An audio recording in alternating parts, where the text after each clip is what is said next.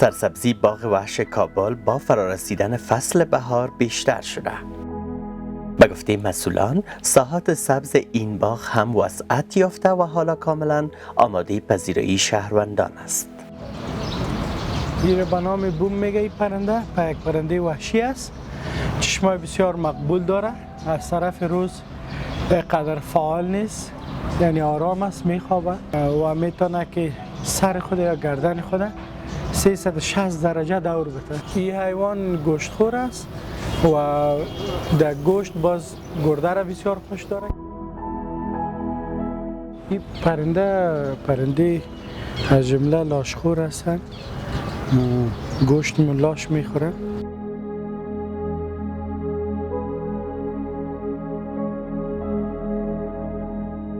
تقریبا از تأسیس اداره باغ وحش کابل اینجا زندگی میکنم، یعنی در حدود بیشتر از 54 سال عمر داره. آمین. یا باز دو نوع است، یک این رنگش است، یکی اونو رنگش. یه هم از جمله پرنده‌های لاشخور هستند.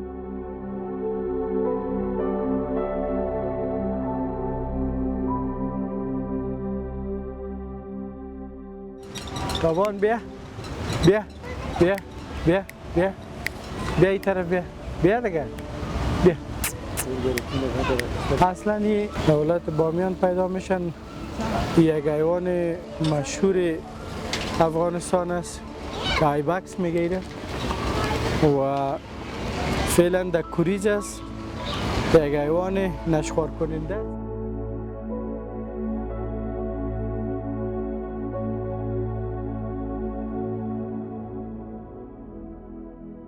حیواناتی که مثل شیر و یا هستن یا زیادتر وقت میخوابن، چون ایره پادشاه جنگل هم میگه. در حدود 16 الی 17 ساعت میخوابن. در این قفس یک قلاده است، قفس دیگه ما باز دو قلاده داره، هم نر هم ماده داره.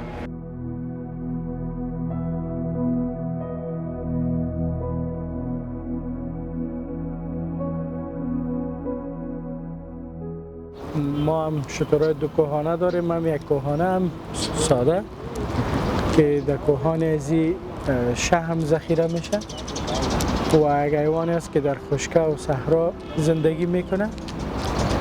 ما الحمدلله از چندین فرد از اینا نسل گیری کردیم و امیدوار هستیم که در آینده هم از اینا نسل گیری داشته باشیم.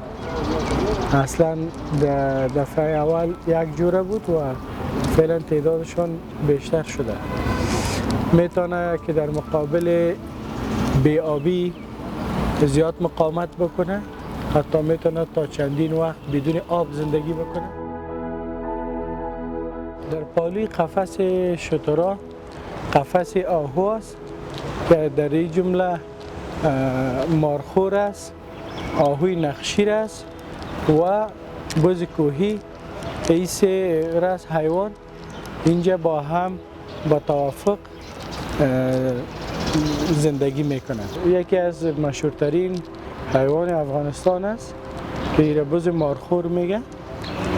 البته مار نمیخوره ولی شاخهاش مثل مار به طرف بالا انکشاف میکنه، به می خاطر ایره مارخور میگه. آهوی نخشیر غذای از اینا که از رشقه است و در پهلویش ترکاری باب مثل زردک، کرم، بادرنگ، از این چیزا برشم توضیح میشه. جو، اون پیشتر که من میگفتم جو.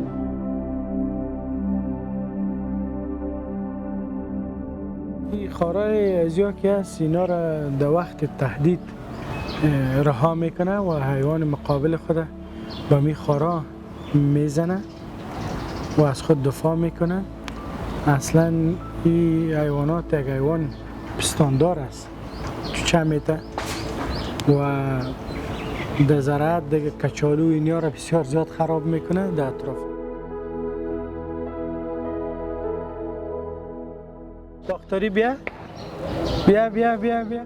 گوزنای باختری است و جای پیدایش ازی در واخان، پامیر، بدخشان، دیگه ولایت ها مثل نورستان اینجا پیدا میشه.